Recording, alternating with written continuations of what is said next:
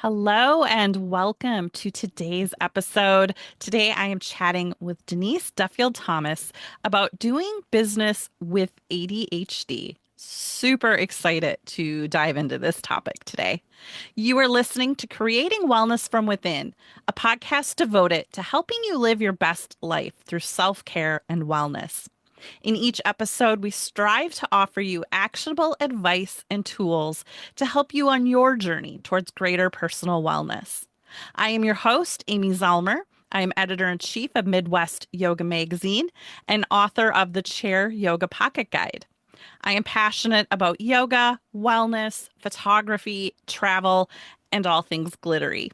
You can learn more about me at creatingwellnessfromwithin.com. Today, our guest is Denise Duffield-Thomas, and she is the money mentor for the new wave of online entrepreneurs who want to make money and change the world. She helps entrepreneurs like you charge premium prices, release the fear of money, and create their first class lives. Her her books Lucky Bitch, Get Rich Lucky Bitch, and her newest Chill and Prosper give fresh and funny roadmap to a life of abundance without burnout. Her Money Bootcamp has helped over 8,500 students from around the world. She is a lazy introvert, a Hay House author, and an unbusy mother of three. She owns a rose farm and lives by the beach in sunny Australia. Welcome, Denise. Oh, I'm so excited to have you here. I'm excited too because we've known each other a long time on Facebook mostly, Hmm. and we've never had a chance to chat one on one. So I'm Yeah. I'm super excited for that, and I love talking about ADHD. It's one of my favorite topics. And as you were reading out my bio, I was like, oh, I need to update that. We've had over 10,000 people through my Money Boot Camp now, and I'm just about to sell my rose farm, which I I think is know. applicable to what we're talking about today too, about you know setting up your life and business to work better for you. Mhm. So, ah, Yeah. yes. So I just have to share a funny little story. So about 10 years ago now, I had a new neighbor in my apartment building, and she came barreling down to my apartment one day, and she's like, "Oh my gosh, you know Denise Duffield-Thomas?" And I'm like, "Yeah." And she's like, "She commented on your post." Ah! She Oh was my God. she was fangirling. And so I was Oh, like, that's funny. "Cool."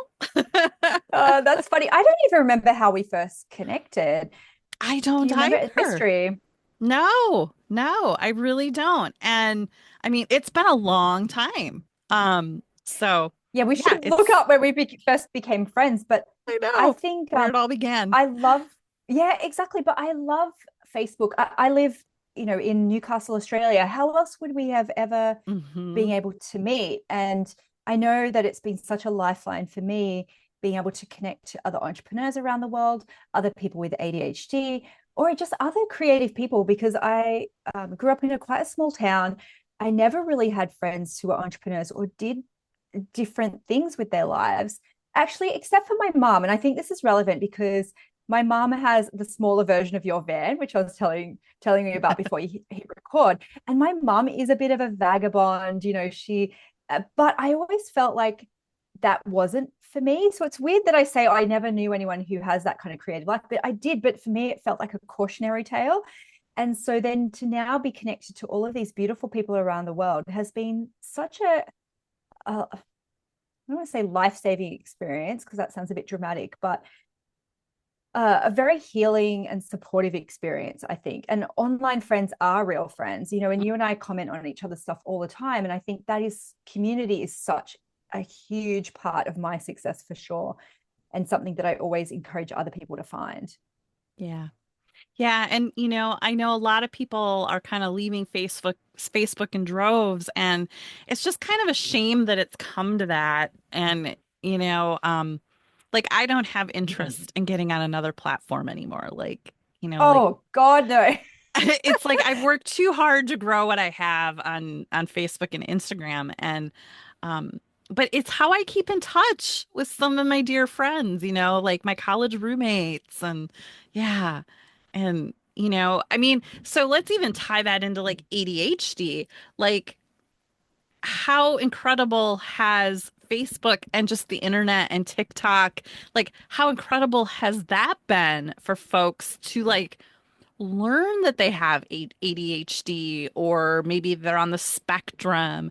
And I mean, I'm not saying, Facebook and TikTok are medical experts, but like that's how we find people and follow them and like connect our symptoms. And like, I'm a big advocate for TBI and how many hundreds of thousands of people I have helped because of social media. Oh, 100%. And I don't know anyone in my life with a TBI, but the education that you have given me, even in that, has given me an understanding and appreciation. Hmm. Your chair yoga stuff as well. I've recommended people to that, and I think I also got diagnosed with perimenopause the same time as I got diagnosed with ADHD. And so many people have spent years, sometimes decades, trying to find out what's wrong with them, when we can help each other connect the dots, as you Yeah. say. And even yesterday, I've got a friend whose teenage child is dealing with a serious health issue that she hasn't been able to figure out. And I've sent her something and said, I don't want to be that person who, sends unsolicited health advice, but I've heard about this thing. Do you want to, maybe check it out? And she was like, oh my God, it sounds exactly, what I'm looking for. And I think without that, we were kind of stumbling in the dark a little bit sometimes, having our own experiences.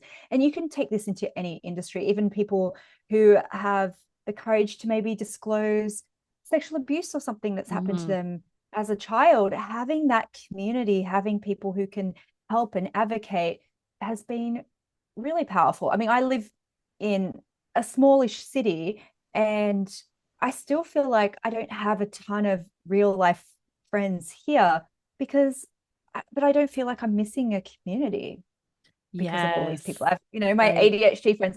I joined a cross stitching group because I like crafty, right? So I've got my cross stitching friends now, and I've got my, political kind of friends, and I feel very connected to them as if we see each other all the time. And you and I have never actually even spoken, and Mm-hmm. we feel connected. Mm-hmm. Exactly.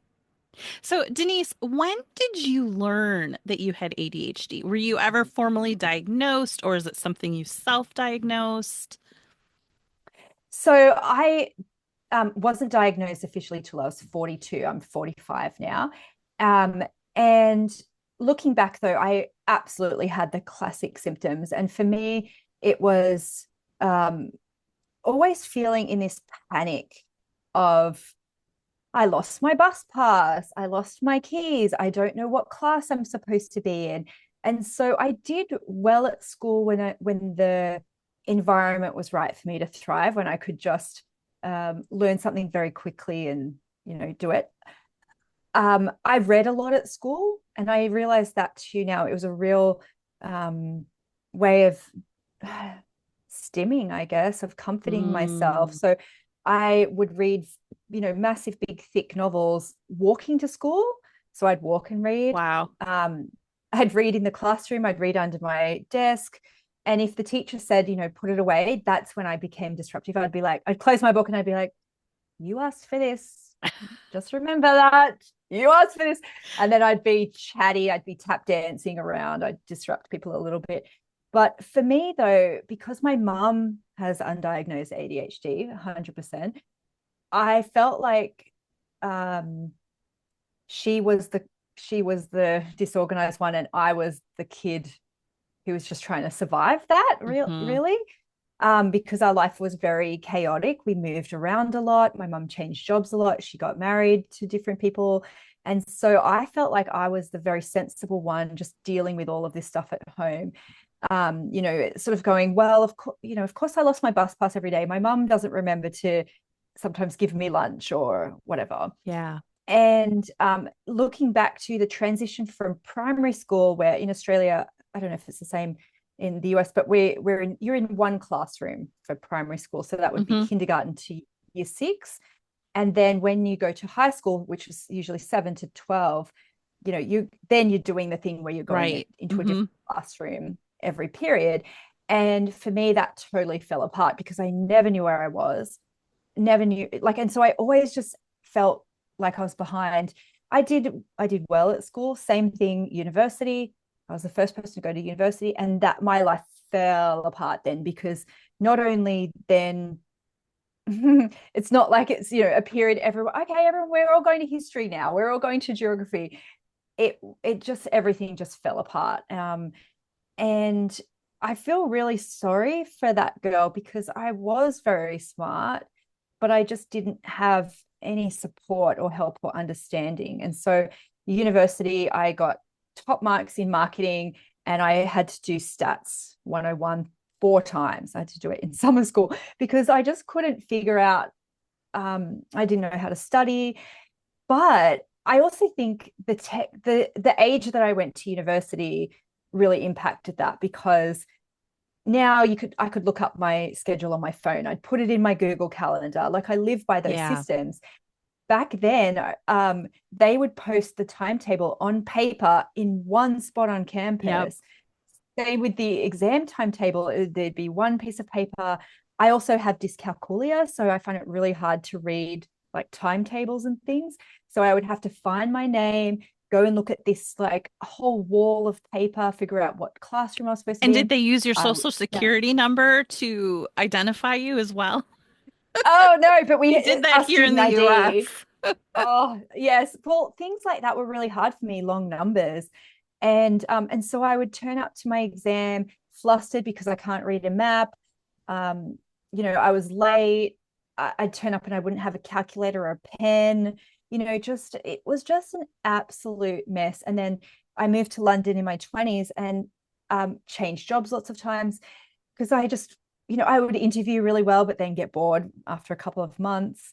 But also things like I'd forget my keys every day. So I was always just sitting outside my, student flat in the cold. I'd lose my wallet all the time. I'd lose my passport. So I actually found, though, before I got diagnosed in my 30s, I figured out a lot of workarounds Yeah. using technology.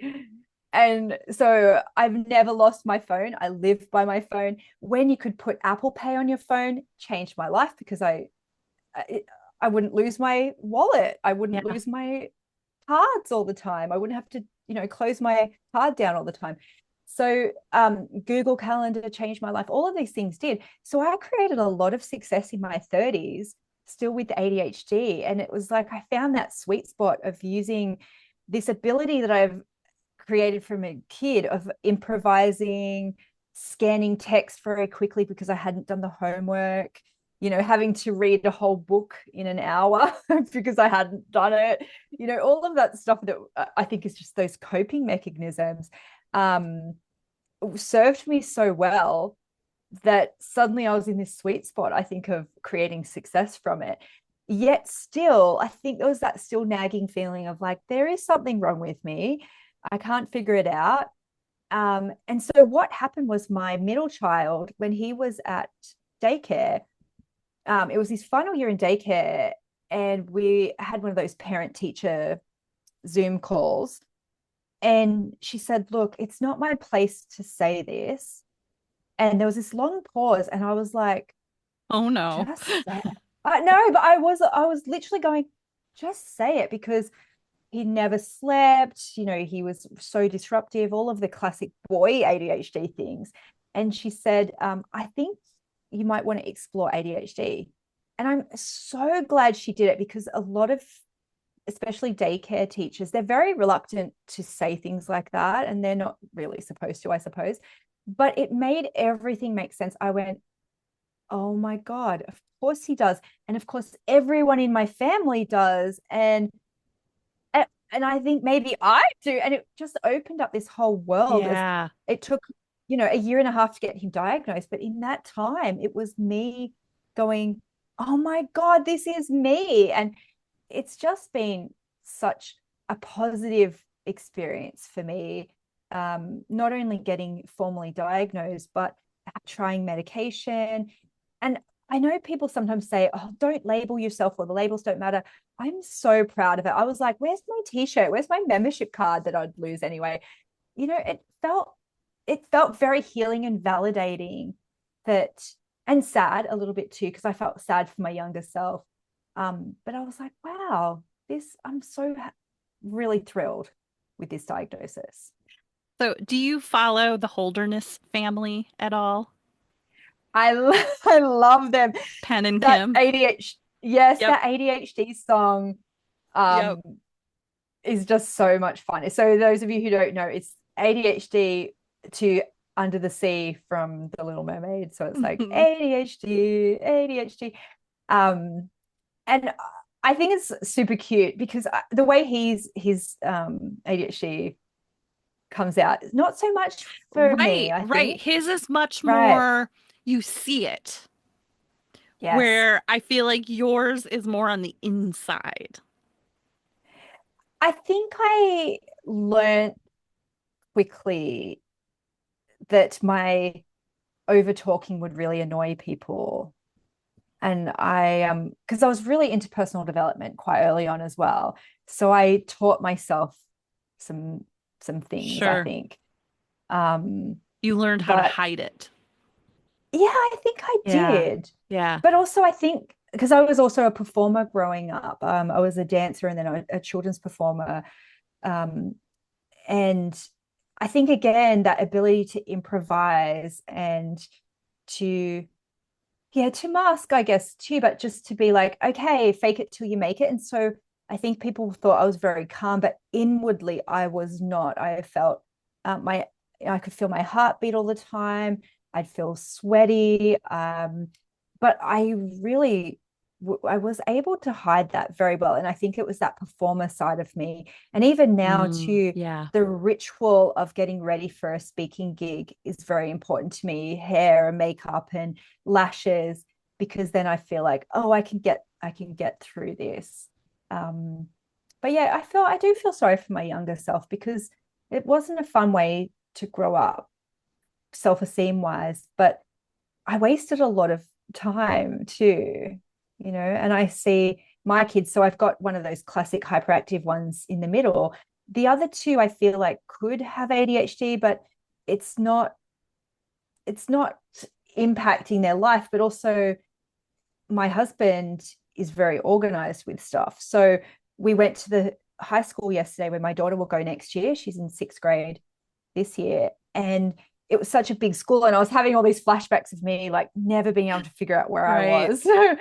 And I said to her, don't worry, we're going to laminate your timetable and we're going to attach it to your bag and we're going to, on the other side of it, we'll put a map of the school. And I thought, like, we are going to help her that maybe even if she does have a bit of inattentive ADHD, like it's not going to impact her life as much, which is a good and bad thing. Sometimes Right. I think she might not learn some of those coping skills, but also I'm like, I don't want her to feel like I felt where I was felt lost all the hmm time.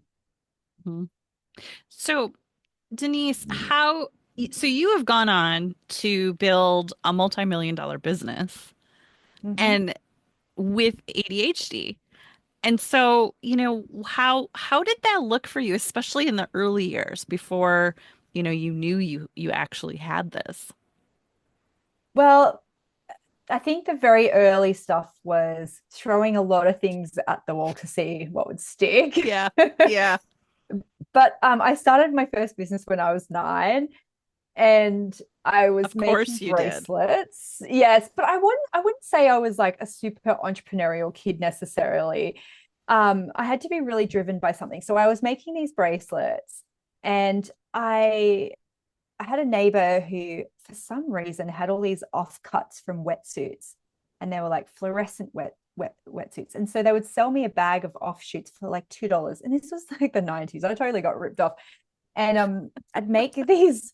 I think I just braided them. I can't even remember, but they would be like these fluorescent bracelets. And I drove around. I rode around on my bike, and I would literally just go up to groups of kids because I lived in that kind of neighborhood and went, look at my bracelet. Do you want to buy my bracelet? And some of them would go, yeah, no, whatever. And I remember telling my teacher at the time, so that would have been grade 3, I guess, grade 3 or 4. And it was for like show and tell. And so he said, oh, okay, so how much are you selling them for? And how much are your raw materials? And like, what kind of profit are you making? And I felt so on the spot. I froze, and I've, because of my dyscalculia, which is like dyslexia with numbers, and I can't do sums in my head very quickly. I still use a calculator for everything. I felt frozen and really shamed for that. And I just went, oh, I don't know. And he was kind of like, just made me feel really stupid. Mm, And so that, I think, really gave me a bit of a, like a money block around numbers. And I tied that up in sure. my head for such a long time, right? Of, I'm bad with numbers, therefore I'm bad with money. But then what I would do is, like, I would get really into, did you guys do like readathons and stuff, I'm guessing? Yeah. Yeah. So for my readathon, I read like 100 books, and they were like, it was like Gone with the Wind was one of the books, Right, right? right. And I remember the teachers just going like, what are you like about this? And so I would just find these ways to do like fundraisers I'd get really into. I sold something like 300 boxes of chocolates for my dance group. And I just bring them to school every day. I'd go to all of the teacher homerooms at recess and lunch and be like, who wants to buy a chocolate? I just had, and so I think I was always that kid that was just had ideas. I remember trying to get all my friends to sell horse poo with me. And I'd be like, guys, we're going to do it. But then I'd be really good at starting and then not finishing. Or I'd go, we're going to have the world's largest yard sale. Everyone bring all your crap to my house. And then we would never get around to it. So that was how I started all my businesses, I think, in my 20s as well. I was like, I was doing internet dating in London, and I went, I'm going to write a book about this. Men are so bad at this. And it was pretty new at the time. And so I wrote this ebook, but It and that was hasn't gotten any better. 2002. Yeah, I bet it hasn't. Dating. The book, honestly, if I could find this PDF, I'm sure it would be literally as relevant today, because I was doing it and if I went, this is such an inefficient process. So I went, okay, I'm going to do it like a marketing campaign. So I sent out 100 messages. Then, 50 guys kind of got second Wow. messages. And I did like a whole series of, like follow-up stuff. And then I started dating, but I would batch the dates. So every Thursday, Friday, Saturday night, I'd have a 6 o'clock and like an 8 o'clock mini I date. love And this.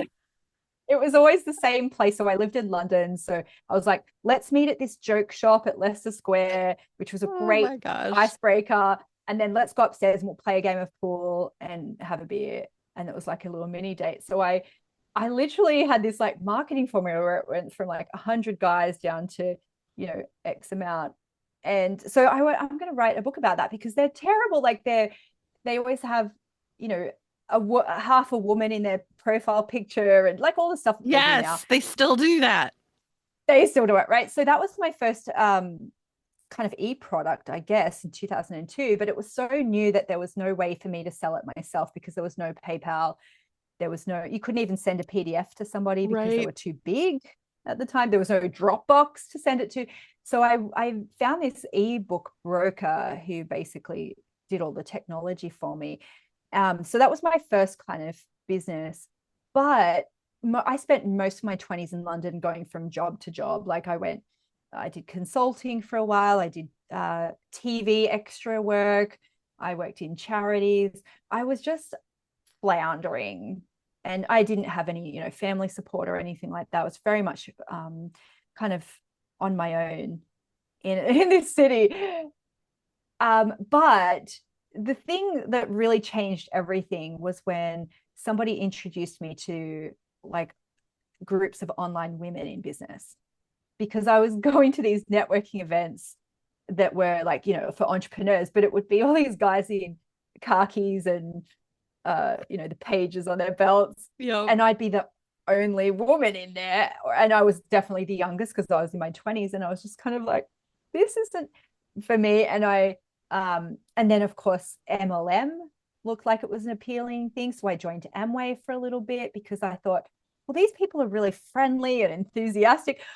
This is the funniest thing, right? Because I'm not a huge fan of MLM in so many ways, but my friend called me and she goes, Denise, I know you've been reading all these books about passive income.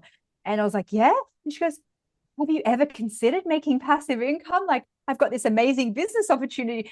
For me now, red flag, red flag. I was like, tell me more. Yes. She's like, you know, like, would you That like was to like the hear about an exciting classic opportunity? the classic way in the door. That's how they would because I did Mary Kay back in the day. It was the same thing. Like you'd be so good at this. I Mm-hmm. was like, literally, tell me more. When can I go to Yep, a me meeting? too. Like, she must have just dropped the phone. And so that felt really exciting. And that's how I think, even though I really dislike a lot of the predatory practices, Yeah. the thing that I got out of that, and probably for Mary Kay too, the personal growth and development that they push Mm. on you of like, read this book and listen to this tape, really immersed myself into that and felt like, wow, these people are amazing.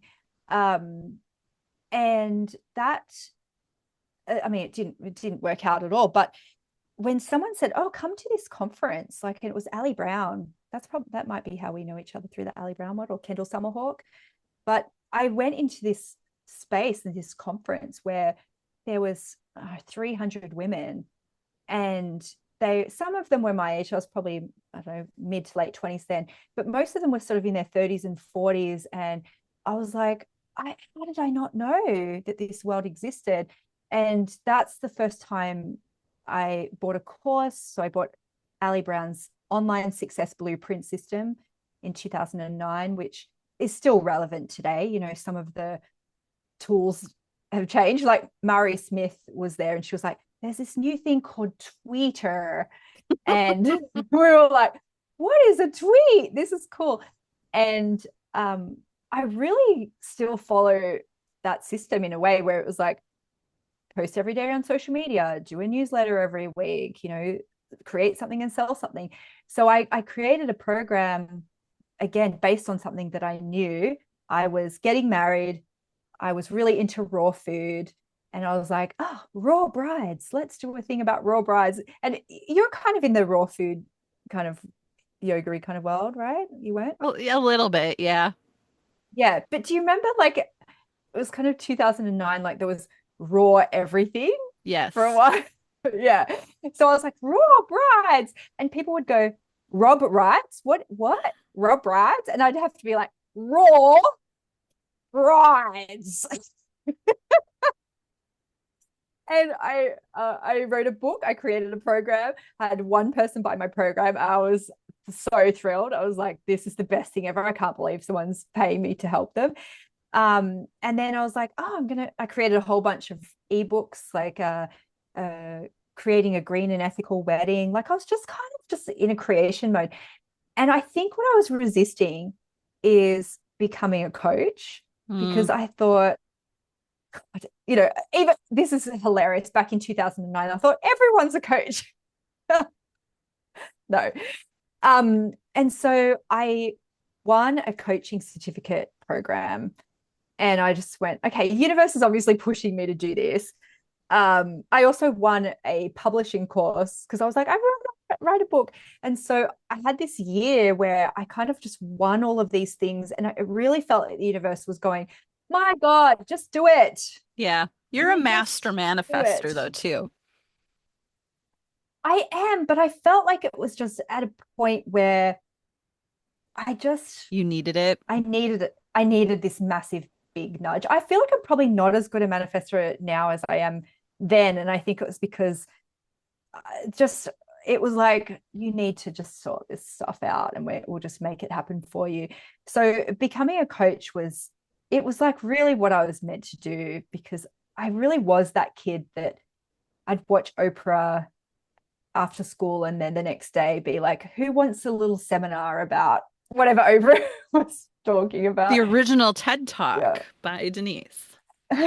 Yes, exactly. Well, it's funny. Back then, Dr. Phil wasn't kind of the evil guy he is now, but Right. um, that's my nickname. It was like, oh, you're like Dr. Phil, and because I didn't know how to just, I just gave advice. I just told it like it was. But I think that Oprah effect for me was so profound because I didn't know about the world. I lived in a small beach town.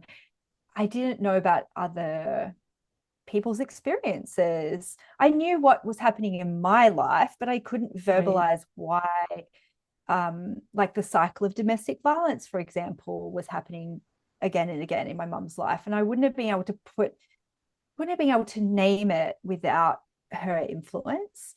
And I got to meet her a couple of years ago, and I told her that too. I said, you taught me how to break the cycle. And she was like, oh, I raised you. And I was like, you literally raised me. Thank you, Oprah.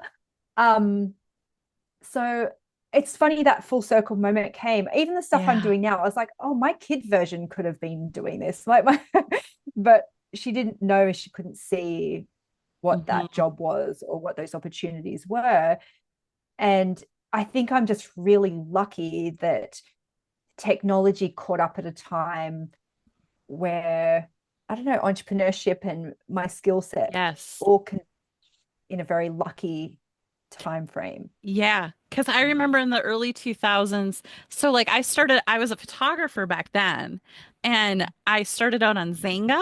Did you ever do Zanga? It was like the original No, blog platform before no, Blogger existed. I think I was on Typepad. Yeah, yeah, before even that. And it was so hard, like you said, like you couldn't even just like now you have all these instant downloads. Somebody purchases it and it's instantly sent to them. You don't have to do anything. Like it was you just didn't have the tools. I remember doing summits where now it's like Zoom, right, with video. And back then you had to dial into a phone number and everybody dialed in and listened to you talk on the phone. It Like was it's like a just dollar a minute. yes, yes. And it's like we've come so far just in like 20 years. Well, I don't know if you remember this, but you couldn't even do things like like center a picture. You had to go and Google code to do it in the Yes. back end. Like on Yes. your But website. didn't Yeah. Yes, but didn't you feel like an IT genius when you figured that out? Yes. I And now was like, oh my ChatGPT can God. write that code for you.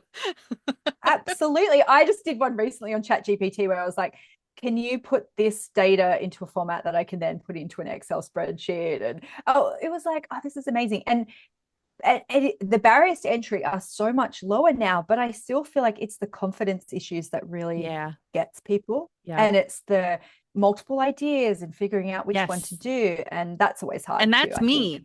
I have 10,000 ideas and they're all great ideas.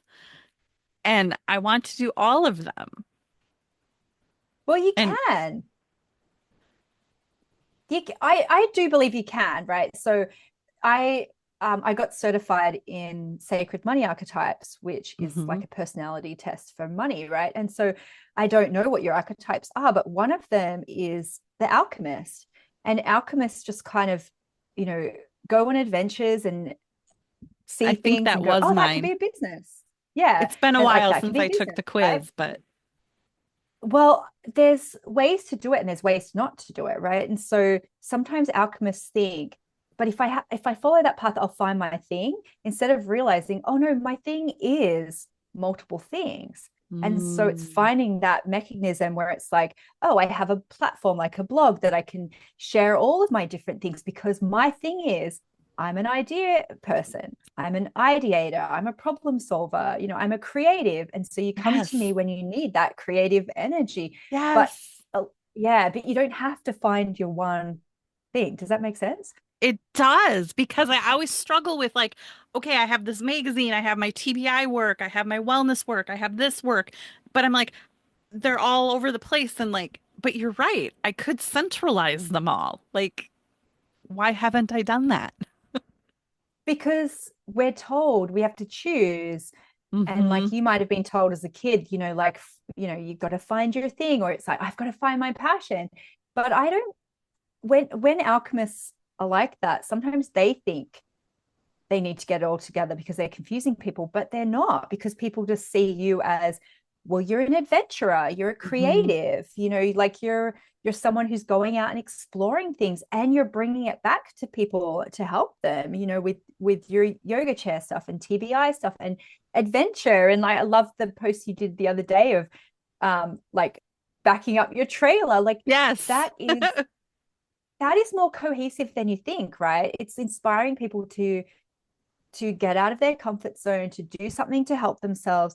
But it's a really tricky thing, I think, if you're multi-passionate, because we're often told like you're a flake, or Yeah. you have to choose. But that's, you have chosen, you're creative, right? Yeah. Yeah. Yeah. And I was telling you before we started recording, like I post TBI, I definitely feel like I have ADHD.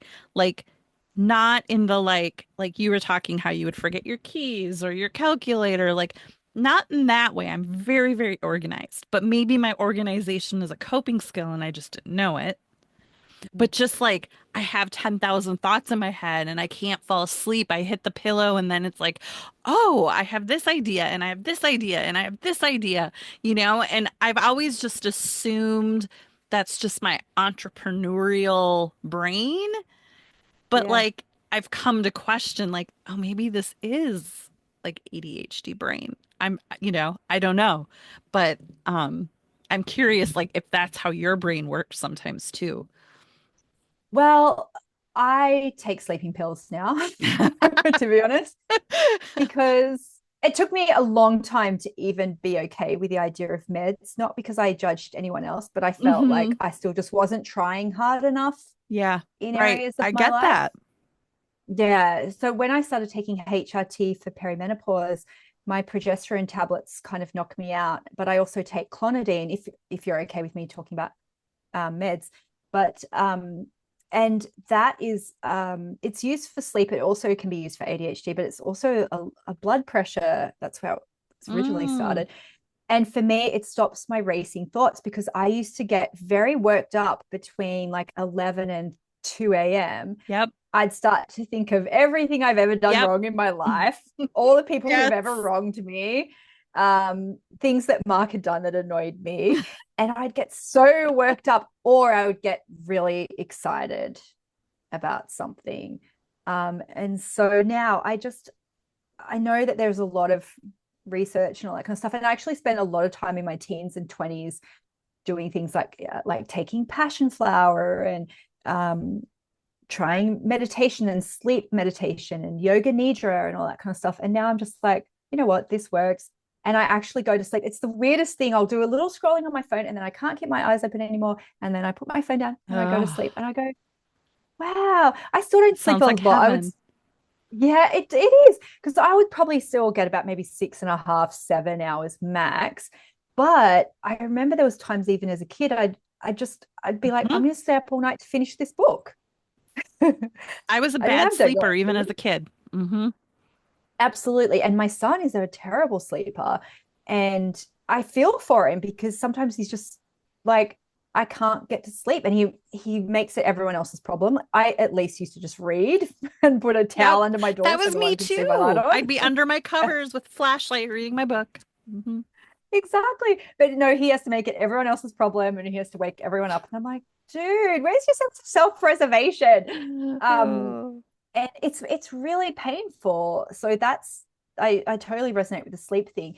I think too, sometimes with the different ideas stuff, some of them I let wash over me. And I learned this as a kid too, where I'd start to catastrophize. Is that the word, catastrophize? Am I saying it right? We'll go Where with I'd it. start to, yeah, I started to think of all the bad things that could happen and be a bit of a Yeah. worry wart. And so I started saying this to myself, wow, you're so creative. That would make such a great book. And then I'd be like, oh, it's not mine to carry. It's just because I have a great imagination. And it really helped me switch off that part of it. But also with the ideas thing, it's like almost and please, and don't mean this to be trite, but with Alcoholics Anonymous, where it's like you can drink tomorrow, just don't drink today. Mm, Um, I've I've added that a little bit in, because I think sometimes ADHD people can be very addictive with hmm. shopping, with Yes. work, with all of these things. And so it was like, oh, you can buy that domain name tomorrow. You don't have to buy it today. And it's just sometimes just stopping that pattern of like, I have to act on it. And it's a tricky one, right? Sometimes because it feels so good, and it's almost like that's how we need to finish it. Like, we need to take that action of the dopamine. And it's a really tricky thing, I think, for our brains, because it feels Yeah. good. Yeah, like I like shopping sometimes, like online shopping, but the dopamine's over when it arrives. I don't even open it Yes. sometimes. Yeah. Yeah. Yeah. And the not sleeping thing, like up at 2 in the morning and I'm scrolling on Amazon and then I forget that I bought something and it shows up 3 days later and I'm like, I have to stop sleep Amazoning, Yes. Well, let me tell you a story about, like, because the rose farm thing I think is really interesting for people to hear this. But um, I grew up with not very much money, and then obviously I made a lot of money. And so some of those behaviors that I saw my mum do around instant gratification, around buying little treats, or, you know, like, I don't know, just that dopamine, because it was like we either had no money or we had a bit of money, and it would be like, oh, we'll get treats. And so when I had my farm, suddenly I had space to enable some of those habits. And Mm, I've always been someone, like, as a kid, like, well, I had to thrift, but when people put things out on the side of the road for, like, yeah. council pickups, as a kid, I'd always be like, oh, I can see 50 things I can do with that. Oh, I can see, oh, why is someone throwing this out? It's perfectly good if you just fix whatever. Yep. And so then I had this space to do it. But also, I had a team of people around the farm who were completer finishers. And so I had design, like a designer, I had, workmen. And so suddenly I'd be like, oh my God, look at this broken down thing that no one else wants. And they would fix it and paint it and do it. And I had a huge barn of things. And so I bought this antique couch from a thrift store, and I went, oh my God, this looks amazing. This would be perfect in my barn at my farm. And if we did events, instead of sitting on boring chairs, we could sit on these beautiful couches. And then I found someone who upholstered it in, like, rose material. And then the algorithm kicked in on Facebook Marketplace and started showing me all of these similar couches. So I hired a truck. And Amy, I applaud you for the driving around you do with your van, right? I only got my driver's license at 31. Oh, I've wow. never been someone who's confident driving. I hired a moving van, and for a weekend drove around Newcastle, and I had 22 couches by the end of the Wow. weekend. And so it was like a bit of a dangerous time in my life, where it was just like I had a bit of disposable income, I had some time and creativity, and I had some enablers around me, not in a bad way, Hmm. in a good way, Right. to be like, let's do this thing. And then I did the same with picnic baskets. I went, wow, when And someone comes to the addiction can farm, take many forms. yes, I've never been a big drinker, right? I've Yep. never been into that, but there's something about, like, excess in a creative way that is very, like, exciting to my personality. And I can very much just take things a little bit too far sometimes. And so I've had to learn that. And it sounds like rich people problems, right? But there was also a time at the farm, like, I bought a lot of classic cars because I was going, this will be so fun to have at the farm, like, people can get photos with it. So I ended up with like 6 classic cars, and they all break down and they're a nightmare. But, Right. and then luckily, like, the last 2 years has been like kind of right sizing some of those things. And it's because I got diagnosed, and I had medication, and I could just take a beat and go, that would be a great thing for someone else, but not for me. And to realize I was trying to live all of these lifetimes all at the same time, of Mm. going, I even had like a different farm wardrobe when I went out there. Everything was all pink and floral. And it was like I was trying to live, okay, there's one part of my personality that would live on a farm and do this thing. And so when we were looking for our last house to buy, every house I was like, I can see myself there. I can see what we would do here. And I had to be like, no, no, I'm one person, bring it all in. Rein What it do you in. want? And it was Yeah. really tricky. So then the last 2 years has literally been unwinding some of those things, which has been really hard in lots of ways, because it was, some people's livelihoods working with me on things. Um, like a lot of people had expectations that, oh, one day I'll come to your farm. I had to disappoint all those people. No, Mm, letting this one go. And realizing that I can do a lot of things, but I choose not to. I was going to say should not. I choose not to live like that anymore. And it's still tricky, I think, but I'm finding a better balance hmm. And that's now. powerful. It absolutely is. And I do think it's the medication as well, but I actually think it's the awareness because I now have a not like an excuse, but I can go, oh, that is my ADHD. Or if someone can share, oh, I had that experience, but with shopping or with sex or with Hmm. alcohol. And I can have compassion for myself and to realize, oh, I don't need to do that. And take a beat. You could do it tomorrow. Like, if that broken down Right. chair is still out the front of that house Yep. tomorrow, go for it. But then I've forgotten about it. Yep. Yep. I do that a lot too. Like, yeah, let me just sleep on it. And then by the next day, I forgot about it.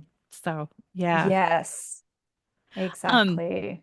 so Denise, I know you have another meeting to move on to, so I want to make sure we take some time to mention how folks can find you, how they can work with you. You have your money boot camp. On your website, you have your incredible money archetype quiz, right? Yes. So Well, you'll talk have a to little bit have about me that back. because that's Yeah, super you'll have to have me fun. back to talk about the personality types. So people can go and see which of the 8 money personality types they are. It's a free quiz and then a free 3-part workshop. By the way, I just have to mention on the workshop, 8 different personalities. So when I filmed it, I created a set and wardrobe for each of those I was personalities. so Oh, impressed when you did that. I was like, this is the coolest thing she's ever done. it was the most fun creative project. But then, of course, I did a separate launch or cycle for each one of those, and I just created it. See, I did it. I just took it to the next level Yes, you did. of work. But it's at denisedt.com/quiz. And you can find out what personality type you are, which is super fun. And I'm the same everywhere on social media. So Denise DT is usually where you can find me. I hang out mostly on Instagram. If people want to like talk a little bit more like politics and fun stuff, Twitter is my place for Mm. that too, Denise DT. That's where I'm a bit more Australian, probably less polite. But yeah, I've loved this conversation so much, Amy. Thank you so Yes, much this for has having been me on great. and letting me process some of these things out loud. Yeah, this has been so great. And just like, when you like, I followed you. I mean, gosh, it's been at least 10 years. I mean, we've been friends on Facebook for a long time. And like, just to have watched you evolve in your business has been just so inspiring. And so to hear you talk about just the challenges you've had along the way too. Like it, like there's always a real person behind who we see, right?